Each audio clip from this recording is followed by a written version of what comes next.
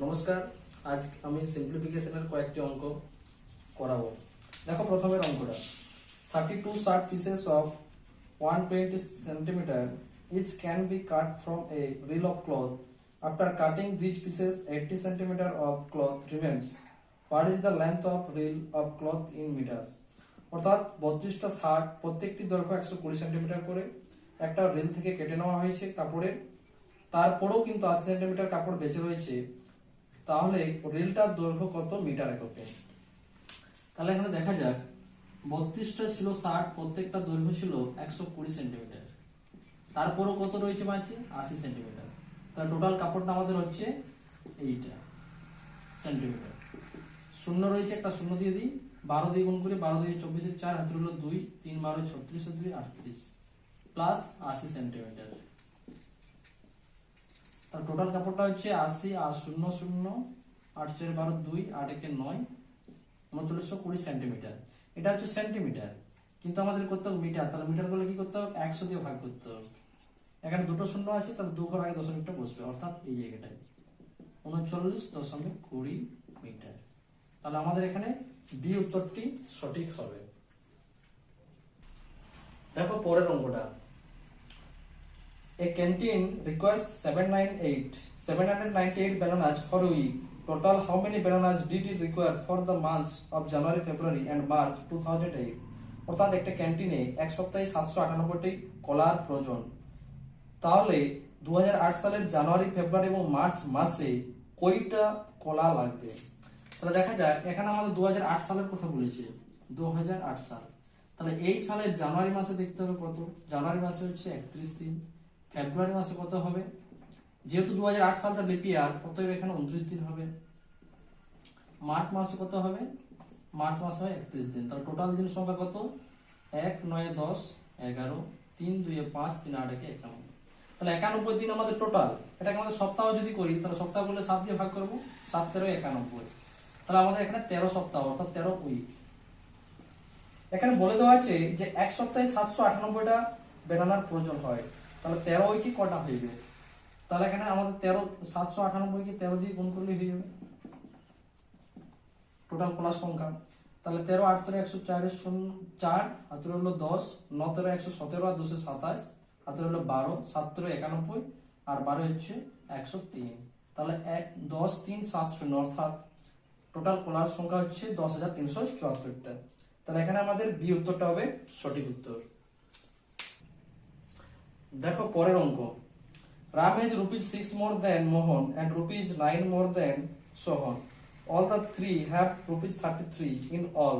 Ram has 0. অর্থাৎ রামের আছে 6 টাকা মোহনের থেকে বেশি এবং সোহানের থেকে 9 টাকা বেশি। তা এবং তাদের তিনজনের মোট টাকা রয়েছে 33 টাকা। তাহলে রামের কত টাকা আছে? ধরে নিই রামের আছে 1 টাকা, তাহলে মোহনের কত হবে? এর 6 টাকা বেশি ওঠে, অর্থাৎ মোহন হবে x মাইনাস 6 টাকা এবং সোহনের কত হবে? এর থেকে 9 টাকা, সোহনের থেকে রাম 9 টাকা বেশি, অর্থাৎ এর হবে x মাইনাস 9 টাকা। তাহলে টোটাল টাকা কত হচ্ছে? 3x মাইনাস 15 টাকা। এটাই দেওয়া আছে 33 টাকা। তাহলে এখান থেকে আমরা যদি ক্যালকুলেশন করি, তাহলে 3x সমান 33 প্লাস 15 সমান হবে 5 3 8 3 কে 4। তাহলে x সমান হয়ে যাবে 48 ডিভাইডেড বাই 3, 3 16 48, অতএব x সমান হবে 16। তাহলে রামের টাকা কত আছে? 16 টাকা। তাহলে এখানে দেখা যাক কোন উত্তরটা হবে, ডেটটা। দেখো পরের অঙ্কটা। What is the maximum number of half pint bottles of cream that can be filled with a 4-gallon can of cream? দেওয়া আছে ব্র্যাকেটে 2 পিন্ট সমান দেওয়া আছে 1 কোয়ার্ট এন্ড 4 কোয়ার্ট সমান আছে 1 গ্যালন। অর্থাৎ ম্যাক্সিমাম বলছে হাফ পিন্ট বোতলের সংখ্যা যেটাতে 4 গ্যালন ক্রিম রাখা যাবে।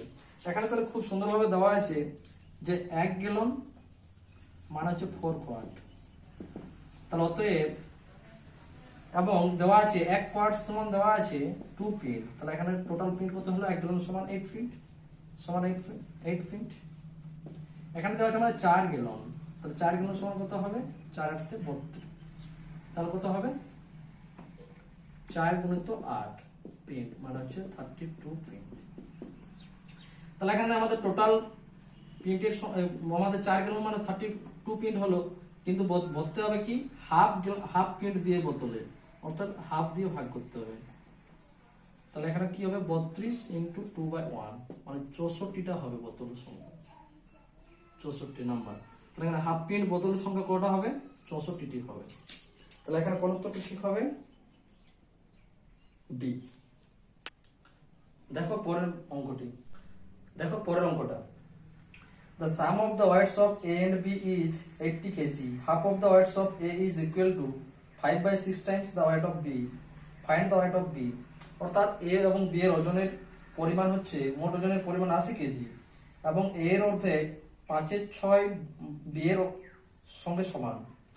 তাহলে বলছে B এর ওজনটা কত? তাহলে আমরা এখানে লিখতে পারি A plus B দেওয়া আছে 80 কেজি এবং বলে দেওয়া আছে যে হাফ অফ A সমান 5/6 অফ B। তাহলে এখান থেকে যদি করা যায় 2 × 2 2 3 6, তাহলে এখানে হবে 3A মাইনাস 5B সমান 0। তাহলে এখানে আমাদের B বার করতে হবে। তাহলে B বার করতে গেলে কি করতে হবে, আমাদেরকে এটাকে তুলে বাদ দিতে হবে। অতএব এখানে A আমরা এখানে 3 আছে, তাহলে 3 দিয়ে যদি গুণ করি তাহলে হবে 3A 3B, এটাকে 3 দিয়ে গুণ করলে হবে 240। তাহলে এরপর যদি আমরা দুটোকে এ করি তাহলে 3A plus 3B 240 হলো, আর এখানে দেওয়া আছে 3A minus 5B সমান দেওয়া আছে 0। আমরা যদি বিয়োগ করি তাহলে বিয়োগ করলে এটা মাইনাস, এটা প্লাস, এটা মাইনাস, এটা কেটে যাবে। 5 আর 3 হবে 8B সমান 240। আর এখানে B সমান কত হয়ে যাবে 240 ডিভাইডেড বাই 8, 8 × 8 3 × 8 24 শূন্য। তাহলে B এর ওজনটা হবে 30 কেজি। তাহলে এখানে B এর কত ওজন হবে 30 কেজি। তাহলে এখানে দেখো B উত্তরটা হবে ঠিক। দেখো পরের অঙ্কটা, এখানে কি লেখা আছে A is greater than B by 2 and B is greater than C by 10. If A plus B plus C equal to 130, then B plus C minus A equal to what? অর্থাৎ A হচ্ছে B এর থেকে 2 বড় এবং B C এর থেকে 10 বড়। তাহলে এবং দেওয়া আছে A plus B plus C সমান 130। তাহলে এখানে আমরা লিখতে পারি A B এর থেকে 2 বড় না, A is greater than B by 2, অর্থাৎ A B এর থেকে 2 বড়। তাহলে A minus B সমান 2 লিখতে পারি। আবার লিখতে পারি B is greater than C, B C এর থেকে কত বড় 10 বড়। আবার দেওয়া আছে A plus B plus C সমান 130, A plus B plus C সমান 130। তাহলে বার করতে হবে B plus C minus A সমান কত। তাহলে এখানে আমরা যদি ক্যালকুলেশন করি তাহলে B সমান হয়ে যাবে A minus 2। এখানে যদি B ক্যালকুলেশন করি তাহলে B হয়ে যাবে C ক্যালকুলেশন করি তাহলে C হয়ে যাবে B minus 10। আবার B এর মানটা হচ্ছে A minus 2, তাহলে A minus 2 minus 10, তাহলে C এর মানটা হয়ে যাচ্ছে A minus 5। আবার এখানে B plus C যদি করি, B plus C যদি বার করি তাহলে হবে 130 minus A হয়ে যাবে। তাহলে এখানে B plus C এর মানটা যদি বসাই তাহলে 130 minus A বসাবো এবং মাইনাস A রইল, তাহলে হচ্ছে 130 minus 2A। হ্যাঁ, আবার এখানে A plus B plus C 130, A plus B plus C সমান 130 ছিল। তাহলে এখানে মানগুলো বসাই, এটা A রইল, B এর জায়গায় বসাবো A minus 2, C এর জায়গায় বসাবো কত A minus 5 সমান 130। আর A plus A মানে তিনটা A সমান হচ্ছে 130, এদিকে 2 আর 12 অর্থাৎ 14। তাহলে 3A সমান হয়ে যাবে 4, 3 আর 4 1। তাহলে আর A সমান কত হবে 140/3, 3 4 12, 2 3 8 24, এর মান হচ্ছে 48। তাহলে এখানে কত হবে 130 মাইনাস 2 গুণিত 48, অর্থাৎ 130 আর 2 গুণ 16 6 4 2 8 এর মান 96। 96 বাদ যাবে 6 আছে কত 10, 4 10 10 10 আছে কত 13, 3 13। তাহলে এখানে B plus C minus A এর মানটা আমরা পেলাম 34। তাহলে এখানে দেখো কোন উত্তরটা হবে A উত্তরটা হবে ঠিক উত্তর। দেখো পরের অঙ্কটা, the price of item X rises by ₹40 per year and that of item Y by ₹15 per year. If the price of item X and Y in the year 2002 was ₹420 and rupees 630 respectively, in which year the price of item X will be rupees 40 more than the price of item Y. অর্থাৎ X বস্তুটার দাম প্রতি বছর 40 টাকা বাড়ছে এবং Y বস্তুটার দাম প্রতি বছর 15 টাকা হারে বাড়ছে। 2002 সালে দাম ছিল X বস্তুর 420 টাকা এবং Y বস্তুটার দাম ছিল 630 টাকা। তাহলে কোন বছরে X বস্তুটার দাম Y বস্তুর থেকে 40 টাকা বেশি হবে? তাহলে আমরা ধরেছি 2002 সাল থেকে X বছর পরে বা n বছর পরে X বস্তুটার দাম Y বস্তুর থেকে 40 টাকা বেশি হবে। তাহলে 2002 সালে কত দাম ছিল? 2002 সালে X বস্তুটার দাম ছিল 420 টাকা এবং প্রতি বছর X বস্তুটার দাম কত করে বেড়েছে? 40 টাকা করে বেড়েছে। তাহলে এখানে হবে 40 n এবং Y বস্তুটার দাম 2002 সালে কত ছিল? 630 টাকা। প্রতি বছর কত করে বেড়েছে? 15 টাকা করে বেড়েছে। তাহলে এখানে 15 n এবং তাদের গ্যাপটা কত হবে? এখানে দেওয়া আছে 40 টাকা। তাহলে এখানে ক্যালকুলেশন করা যাক। 420 plus 14 n minus 630 minus 15 n সমান 40। তাহলে এখানে 40 n আর 15 n বিয়োগ করলে হবে 25 n। হ্যাঁ, এখানে রয়েছে 40। 420 থেকে 630 যদি বাদ যায় তাহলে রয়েছে 200, হ্যাঁ 210 প্লাস 210। তাহলে 25 n সমান হবে 250। তাহলে n সমান হয়ে যাবে 250 বাই 25, 25 10 250, n হচ্ছে 10। তাহলে এখানে 2002 সাল থেকে 10 বছর পরে X বস্তুটার দাম Y বস্তু থেকে 40 টাকা বেশি হবে, অর্থাৎ 2002 প্লাস 10 অর্থাৎ হবে 2012 সালে। তাহলে এখানে দেখো কোন উত্তরটা হবে? সি উত্তরটা হবে রাইট অ্যান্সার। দেখো পরের অঙ্কটা। How many pieces of 85 cm length can be cut from a rod 42.5 meters long? অর্থাৎ 42.5 মিটার লম্বা একটা রড থেকে 85 সেন্টিমিটার দৈর্ঘ্যের কয়টি টুকরো কাটা যেতে পারে? তাহলে এখানে 42.5 মিটার দেওয়া আছে। তাহলে মিটারটাকে সেন্টিমিটার করতে হবে। সেন্টিমিটার করতে গেলে 100 দিয়ে গুণ করতে হবে। তাহলে হবে 4 2 5 আর 0। তাহলে এত সেন্টিমিটার থেকে কত সেন্টিমিটার করে? 85 সেন্টিমিটার করে টুকরো কাটতে হবে। তাহলে 85 দিয়ে ভাগ করতে হবে। তাহলে 85 কে 85, 5 85 হচ্ছে আর 425 আর একটা 0। তাহলে কটা টুকরো পাওয়া যাবে? 50টা টুকরো। তাহলে এখানে উত্তরটা হবে ডি, নান অফ দিস। দেখো পরের অঙ্কটা। On sports day, if 30 children were made to stand in a column, then 16 columns could be formed.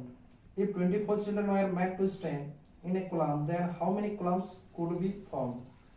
অর্থাৎ স্পোর্টস দিনে বলছে যদি 30টা করে বাচ্চা একটা কলামে দাঁড়ায় তাহলে 16টা কলাম হবে। যদি বলছে এক একটা কলামে 24 জন করে দাঁড় করানো হয় তাহলে কতগুলি কলাম হবে? তাহলে এখানে দেখো দেওয়া আছে 30 জন স্টুডেন্ট একটা কলামে দাঁড়ায়। কটা কলাম রয়েছে? এখানে দেওয়া আছে প্রথমে 16টা কলাম। তাহলে আমরা টোটাল স্টুডেন্ট পেয়ে গেলাম। এরপর পরে বলছে 24 জন করে যদি দাঁড়ায় তাহলে 24 দিয়ে আমরা ভাগ করবো, তাহলে কলাম সংখ্যাটা পেয়ে যাবো। কলাম সংখ্যাটা 4 4 16, 4 6 24, 6 5 30, তাহলে 4 5 20। তাহলে কটা কলাম হবে? 20টি কলাম হবে। এখানে কোন উত্তরটা ঠিক হবে? এই উত্তরটা ঠিক হবে। দেখো পরের অঙ্কটা। The number of students in each section of a school is 24. After admitting new students, 3 new sections were started. Now the total number of sections is 16 and there are 21 students in each section.